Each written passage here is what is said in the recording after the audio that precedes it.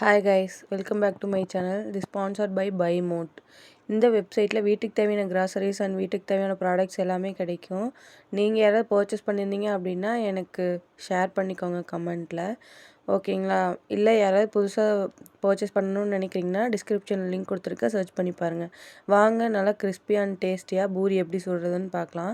கோதுமை மாவு எடுத்துக்கிட்டேன். உங்கள் வீட்டில் எத்தனை பேர் இருக்காங்களோ அதுக்கு தகுந்த மாதிரி நீங்கள் மாவு எடுத்துக்கோங்க.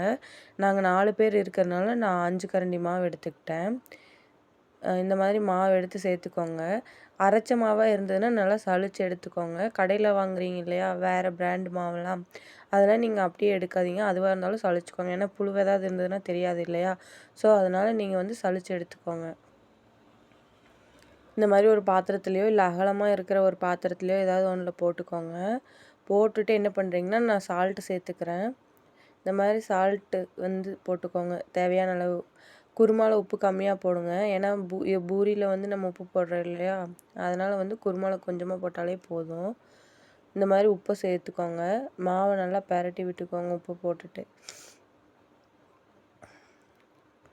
அதுக்கப்புறமா ஆயில் சேர்த்துக்கலாம். நான் சன்ஃப்ளவர் ஆயில் எடுத்துக்கிட்டேன். நீங்கள் ஏதாவது ஒரு ஆயில் வேணாலும் எடுத்துக்கலாம், ஓகேங்களா? ஆயில் எதுக்காகனா பூரி நல்லா சாஃப்டாக வரணுங்கிறதுக்காக. ஒரு ஸ்பூன் ஊற்றிக்கிட்டாலே போதும்.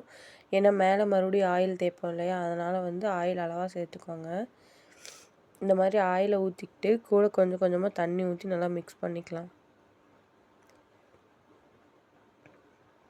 இந்த மாதிரி கொஞ்சம் கொஞ்சமாக தண்ணி ஊற்றிட்டே சேர்த்துக்கோங்க. தண்ணி நிறையா ஊற்றிடாதீங்க. ஒரு சொம்பு அளவுக்கு ஃபுல்லாக ஊற்றினாலே அளவாக இருக்கும். தெரியும் இல்லையா மாவு எப்படி பிணையணுன்னு. ரொம்ப தண்ணி மாதிரி பிணைஞ்சிடக்கூடாது, ரொம்ப கல் மாதிரி பிணைஞ்சிடக்கூடாது. சாஃப்டான ஒரு பக்குவத்தை காமிக்கிறேன் பாருங்கள். பிணைய தான் உங்களுக்கு தெரியும். கொஞ்சம் கொஞ்சமாக தண்ணி ஊற்றி மிக்ஸ் பண்ணும்போது மாவு நல்லா கலங்கி வரும், உப்பு கலங்கிரும். நல்லா இந்த பக்குவத்துக்கு வந்ததுக்கப்புறமா நல்லா பெரட்டி விடுங்க.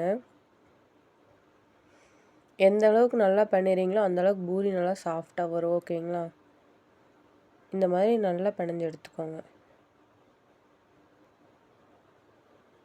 சாஃப்ட் எந்த அளவுக்கு வருதுன்னு காமிக்கிறேன் பாருங்கள். இந்த மாதிரி நல்லா உருட்டி உருட்டி பிணைஞ்சிங்கன்னா தான் மாவு எல்லா இடத்துலையும் கலங்கும், ஓகேங்களா? உப்பு இருக்கும் இல்லையா, அதனால் இதை போட்டுட்டு ஆயில் மேலே தொடச்சி வச்சுருங்க. மாவு வறண்டுரும் இல்லையா, வராமல் இருக்கிறதுக்காக தான் இந்த ஆயில் மேலே சேர்த்து தொடச்சி வைக்கிறோம்.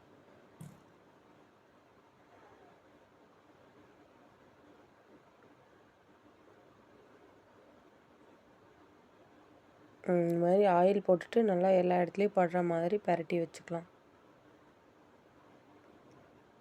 மாவு நான் கையில் எடுக்கலையே தெரியுது பாருங்கள் எவ்வளோ சாஃப்டாக இருக்குதுன்னு. இந்த வரி வரியாக இல்லாமல் நல்லா பிணைஞ்சிக்கோங்க. அப்போ தான் உருண்டை பிடிக்கிறதுக்கு ஈஸியாக இருக்கும்.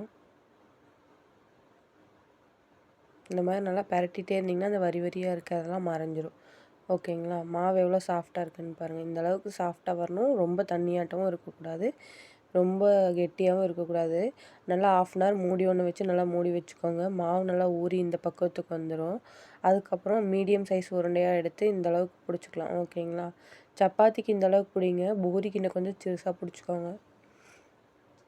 இல்லை பெரிய வடைச்சட்டி வைக்கிறீங்கன்னா அந்த மாதிரி எடுத்துக்கோங்க. இந்த மாதிரி மாவு வந்து ரொம்ப லேசாகவும் தைக்கக்கூடாது, ரொம்ப கெட்டியாகவும் போட்டுறக்கூடாது. இந்த மாதிரி போட்டுட்டு பூரியை போட்டுட்டு நல்லா அமுத்தி விட்டீங்க அப்படின்னா நல்லா புள்ளி வரும். இந்தளவுக்கு செவக்க விட்டிங்கன்னா தான் பூரி நல்லா வெந்திருக்குதுன்னு அர்த்தம். குழந்தைங்களுக்கு கொடுக்குறக்கு இந்த மாதிரி கொடுங்க.